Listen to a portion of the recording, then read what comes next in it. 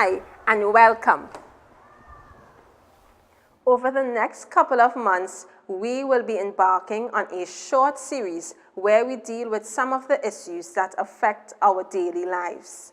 We are no strangers to some of you, but for those newcomers, welcome. We are Rhema Fellowship Ministries, located at number 1 Sawmill Avenue in Barataria. If you want to know a little more about us, you can check our website or our Facebook page at www.rhemafellowship.org. I am Kimika Morris, and thank you for joining us. This is RFM and You.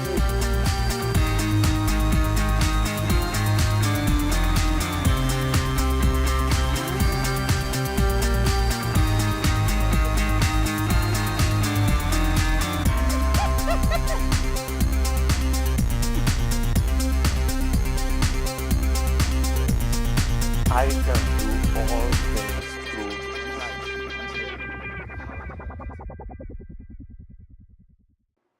On this edition, we have a powerful testimony from one of our leaders on God's healing touch.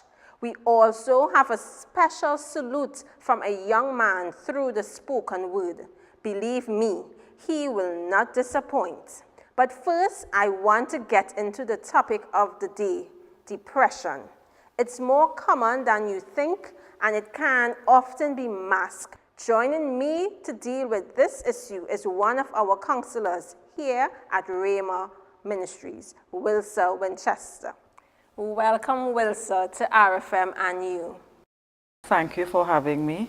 We all have our ideas about what depression is, and many can use the word rather liberally to define their situation. So I guess a good place to start is to ask, what is depression?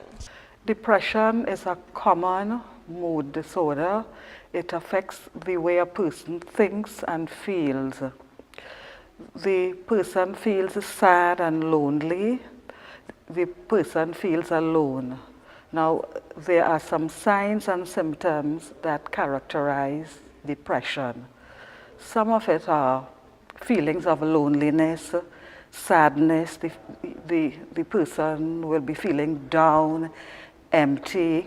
The person will feel hopeless.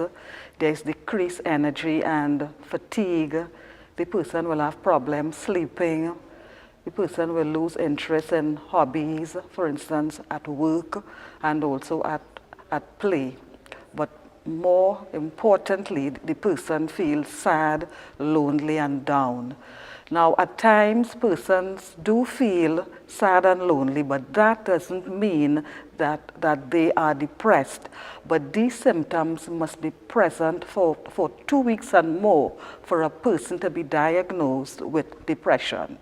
So what causes depression? Depression is caused by a person might be going through a challenge, a difficulty. They might be facing an issue or a problem. These are some of the things that cause depression. A person might be unemployed.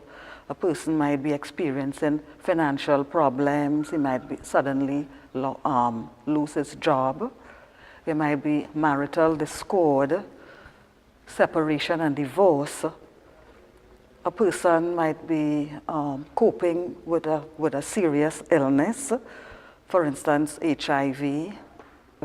There might be a sudden death. The person may have a sudden death in the family, death by drowning, suicide, accident. And these are some of the things why a person experiences depression. People go through different phases. And sometimes it might be, some persons, it might be severe, and some it may be a little longer than others. But it all depends on the person's ability to cope with their situation. Well, obviously, right, I am not a trained doctor nor a counselor, but I'm guessing that depression is more of a slippery slope than a steep cliff, meaning that it's a gradual process where someone gets to, which gets them to that point. So will it take a sustained effort to get them out, or can deliverance just come like miraculously? Deliverance can come, the person can be prayed for, and also too there is help and there is support for that person. So it will be easy for anybody to, like a close family member might be able to pick up that this person is depressed because of how much depression changes their general life. There is support and there is also help. In the first instance, someone may not be willing to submit themselves for counseling. So a close friend or a close family member can offer support by listening attentively. They must also show that they care. They must also be patient and also be willing to listen to the person tell the story or the problem. And that person must also feel that they would not be judged. So there is a fine line from feeling depressed to actually being in a state of depression? I would not say that, but as I said before, there are certain signs and symptoms that must be present for a person to be diagnosed with depression. And those signs and symptoms must be present for at least 2 weeks. And sometimes, that person might be in denial, but as I said, it's characterized by feelings of sadness, that empty mood. The person is feeling down, the person is feeling miserable, the person is really feeling sad and have that empty mood for 2 weeks and more. Now, we must be mindful too that some of us may be feeling sad or lonely, but that doesn't mean that we are depressed. There are certain situations that arise that lead to depression. A person wouldn't just get up one morning and say, look, I'm feeling depressed. Most of the times you would hear that the person is experiencing some problem, a challenge, or a difficulty. So, well, sir, what is there to offer? Sometimes a person may not want to submit themselves for counseling. So a close family member or friend could listen, show that they care, be there for that person, and just willing to be patient and listen to the person tell their story. There are various support mechanisms and interventions that is offered in Trinidad. We have the NGOs like Families in Action. We also have Lifeline. We have National Family Services. There's the Wellness Center in Barriataria and also at Pembroke Street. And there are also outpatient clinics at the different public hospitals in Point 14, San Fernando, Port of Spain, and Monctop Medical Sciences Complex. And all of these are support mechanisms to assist the person with depression and restore them to a normal level of functioning. Is there also medication somebody can take to help with depression? Yes, but that person does not receive that medication yet. The professional, he or she will determine whether that person needs medication. In the first instance, that is not given. What is given is counseling, and then if it is very severe and the person cannot cope, then they will provide medication for that person. And I believe, as a believer, it's always important for people to understand that depression is also a spirit, and you can pray and you can ask God to break the spirit of depression. I agree, and we have certain scriptures that we can quote and try to read the word, engulf ourselves with the word, and have that hope that prayer will help.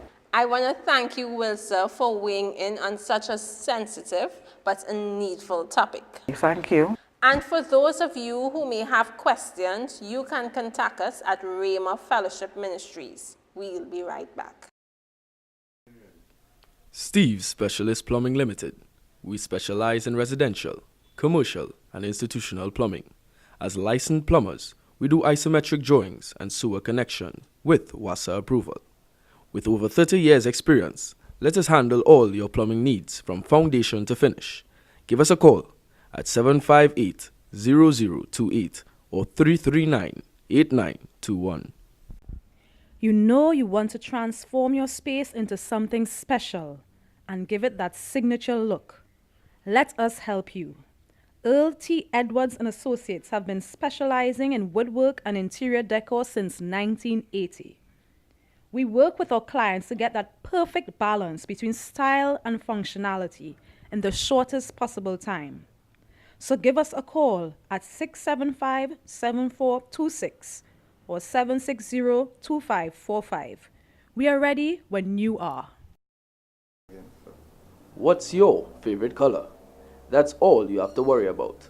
At Jacques Painting and Maintenance Services, we tackle various projects facilitating jobs for your home, office, and even your church. Give us a call at 772-9491.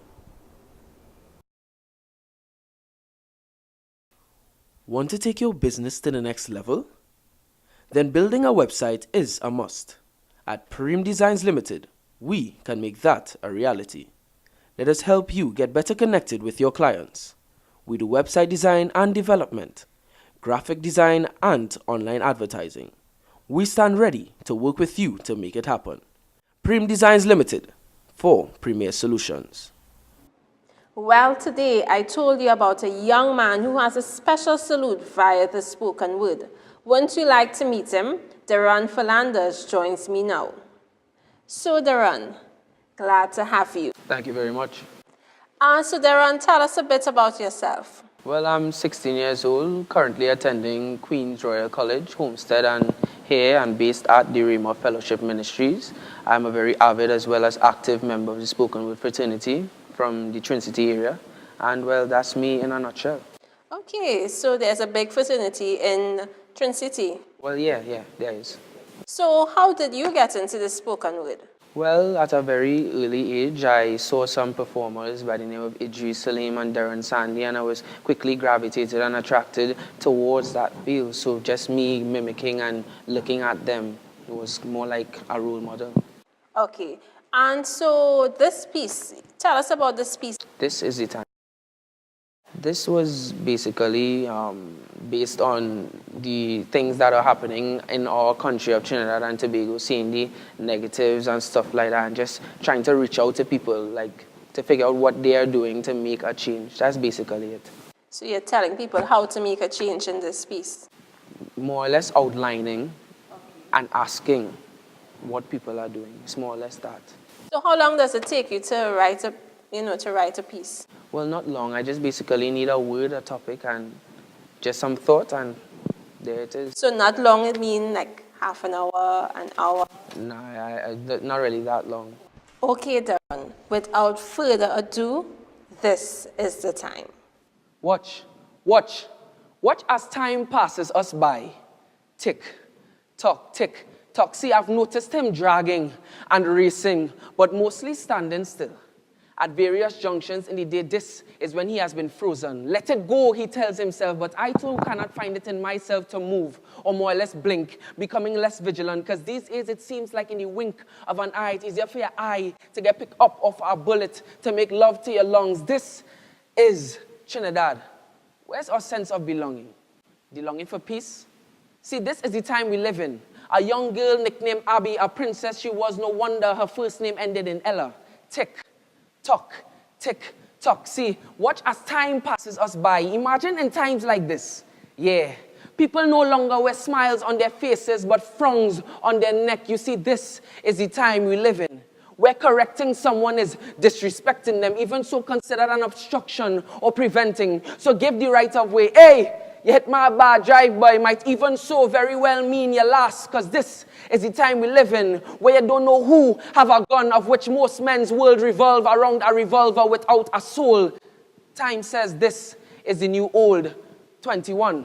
How savage could we be? Tick, tock, tick, tock. As we speak, there goes Boy Blue, dropped out of school to support his family. Correction, Amly. You see, the F stands for father, and that he did not have, and most definitely couldn't spell it if he tried. You see, Blue didn't know corpses play drums, for that was his first encounter with a deadbeat. This is the time we live in, where young men don't see the point of living.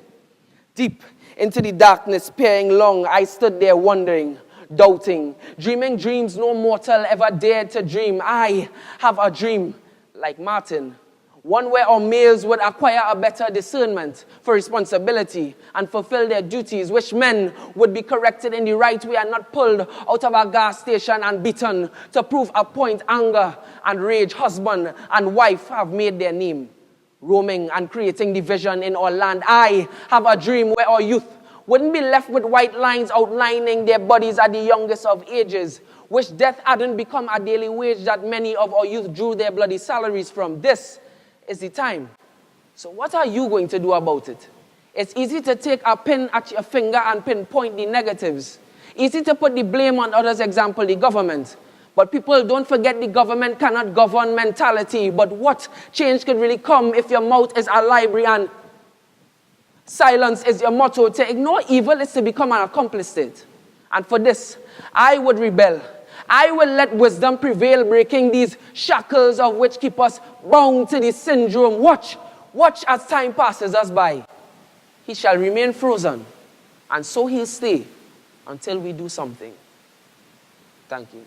Wow, really awesome. I really can't believe that was done that composition was done in less than half an hour. And so what's up next for you, Darren? Well, just basically furthering my career in the spoken word, trying to bring youths into it as well, probably some mentoring as well as making it a career for myself. So you'll do that in Trinity area, or can people contact you? Well, people can contact me if they would like to, but it's basically to bring people together from all angles of Trinidad and Tobago. Okay, so thank you so much, Darren. And I know that there's a lot more in store for you, and I look forward to hearing so much more from you. Thank you very much. Up next, a powerful testimony of healing from a young lady. Stick around. Looking for a pet bunny? How about a bird? Or are you a fish person? Visit us at Jenny's Pet Shop. We have pets for you or your little ones. It is often said that pets give us longer, happier lives. Why not find out? We are located at number 236 Eastern Main Road, Barataria. Call us at 638-8857. Don't throw out that chair. That dining table still has life. Trust us, we know. At Interscope Finishes, we will allow you to continue that emotional attachment to your antique piece by giving it a second lease on life. We can also bring new life to your beloved front door and more. Seeing is believing, so call us at 762-0588. The twilight years. They have served their families, their communities, and their country for decades. And now it's their time to be given that care that is due to them.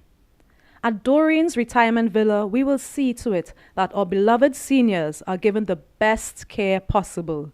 With a friendly, patient, and compassionate staff, we will provide that home away from home.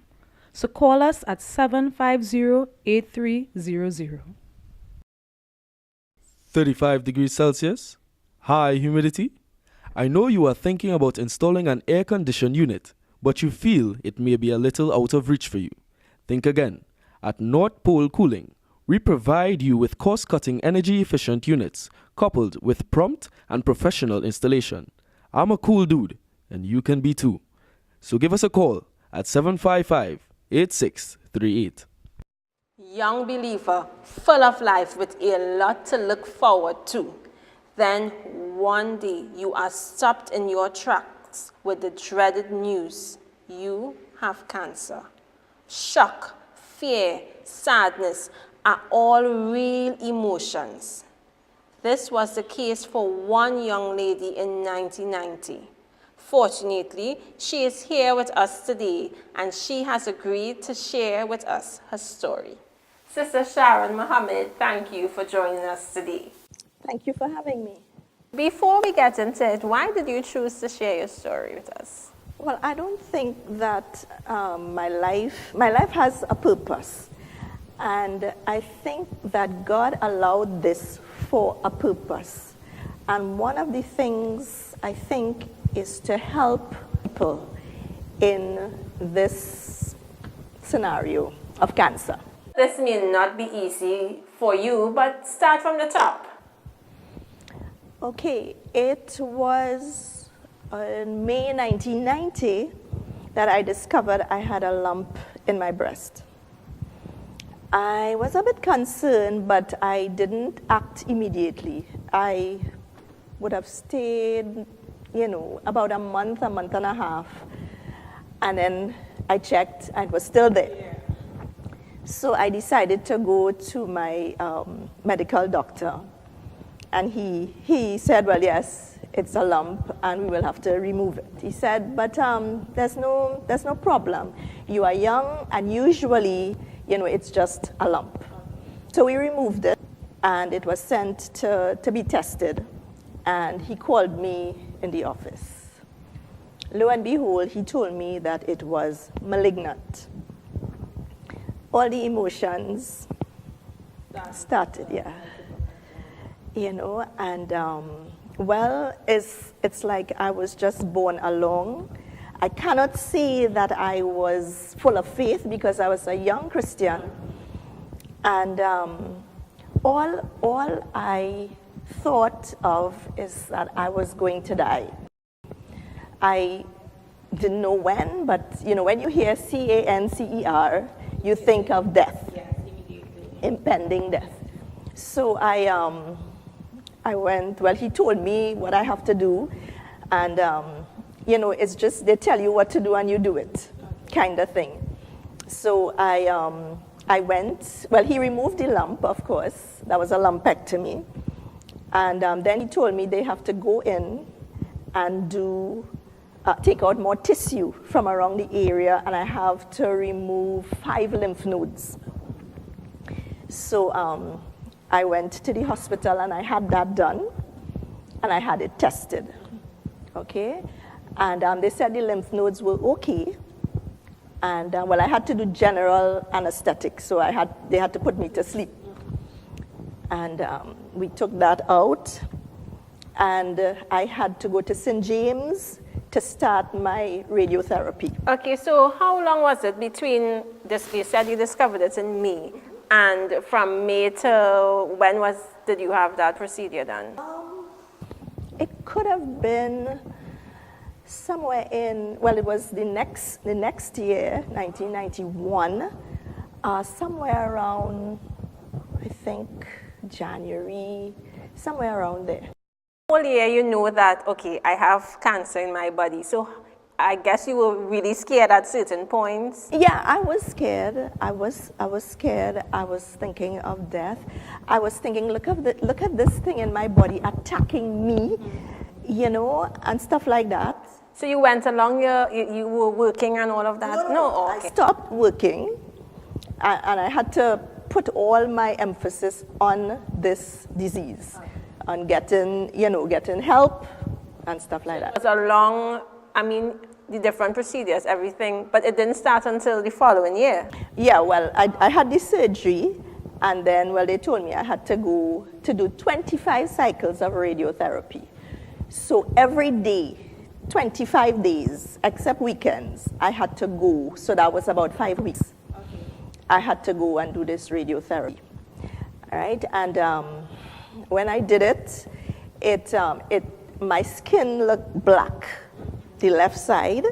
It's like sunburn. You don't really feel, but it's right. But it becomes black after. You cannot bathe. You have to sponge off. You cannot wet that area. Okay, for 25 days. For the duration of that. Right. Okay. Yeah. So it's 5 weeks. Yeah. Right. So it's really demonic. It takes away from you. I could imagine. I'm trying to figure out how you would have coped for such a. It's not like 1 month and then life back to normal, but over a year you have this procedure, and just the thought that I have cancer. It was I can imagine it was difficult. As I told you, I didn't have faith. So was there any scripture that there was nothing at that time? I just knew that God was bearing me along, like footprints. Yeah, that is all. But I really didn't think that I had faith. But I went down to St. James and I would give out tracts. But it was him just taking me along. So, okay, there wasn't a scripture that you could have leaned on, but was there anybody, any persons you depended on? Parents, my mother and father, they were there. My father would take me wherever. Mom would be there, and they would be the anchor for me. Yeah. Nice.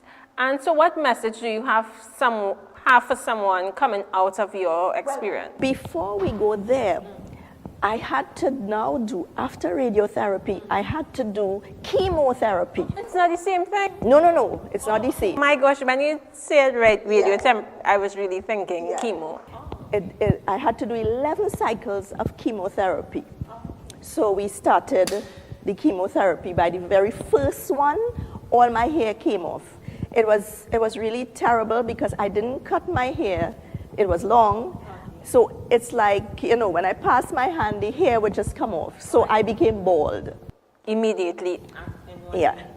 So I was in Rhema, and I had to get a wig. And I went to do the second one. And it caused a lot of, I used to vomit. After I get it, I would be vomiting every 15 minutes. Going through the night, I would be vomiting what I don't even have in my stomach. My mom would be there, with me and stuff like that. After the third one. Just now, so how often did you have to go for chemo? Every 2 weeks. Because it knocks out your cells, all the cells, cancer cells and good cells, and you feel very weak. Your blood, your blood would go down. So they give you 2 weeks to really, build back up. Chemotherapy, that procedure is like a half an hour, hours. It could be about 15 minutes.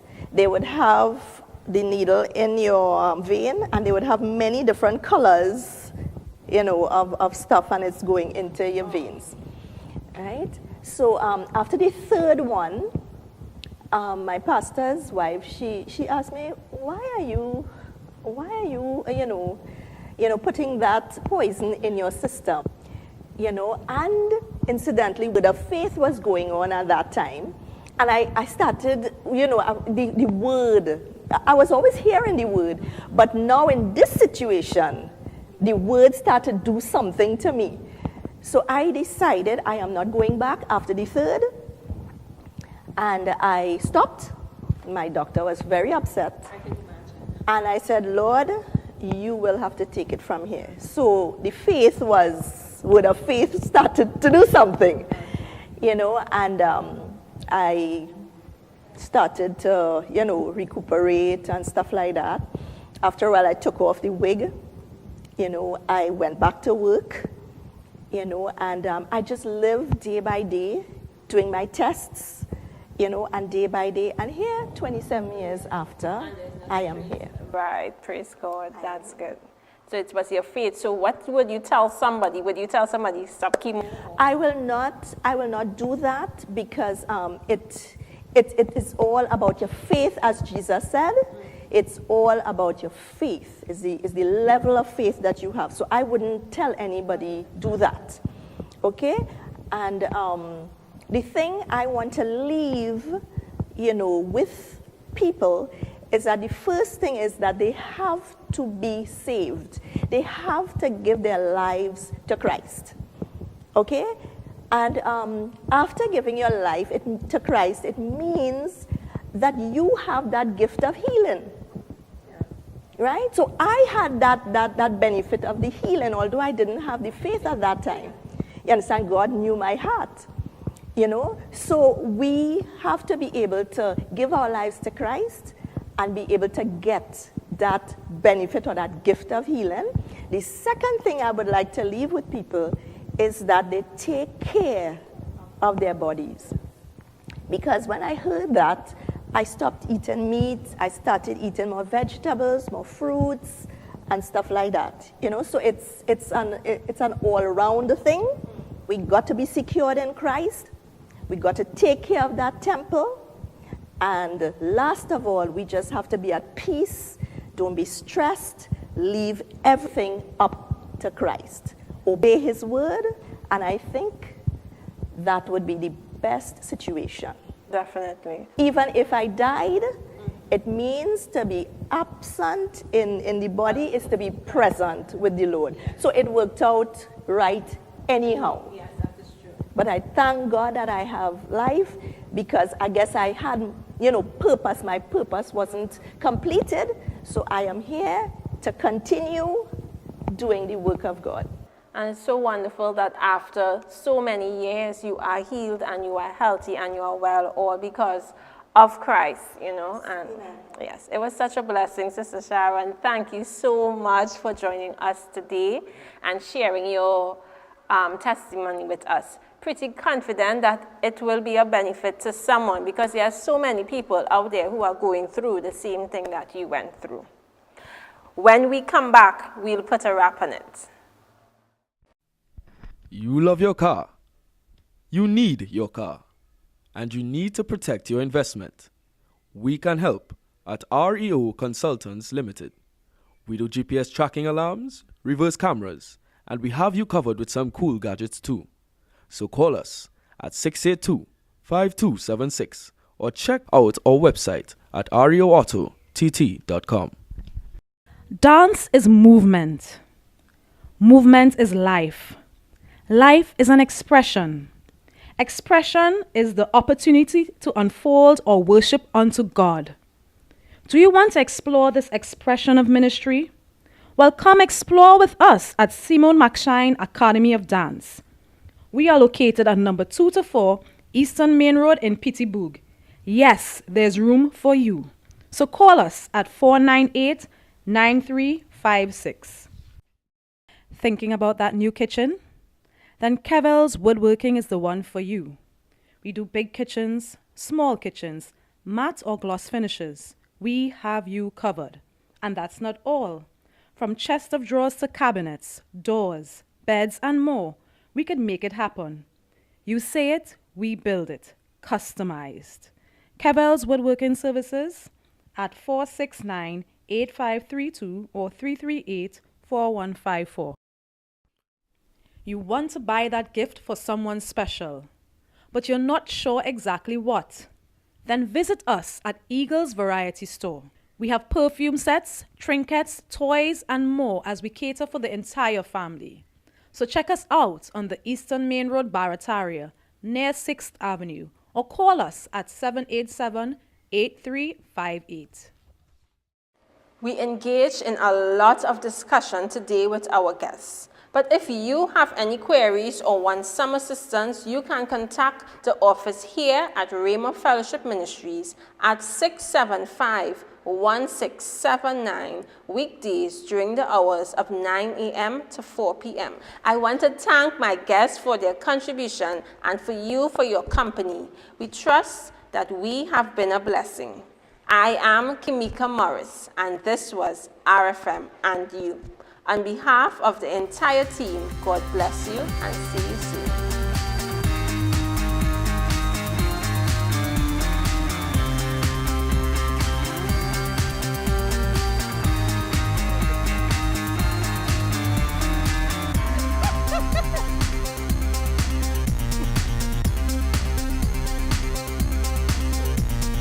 I can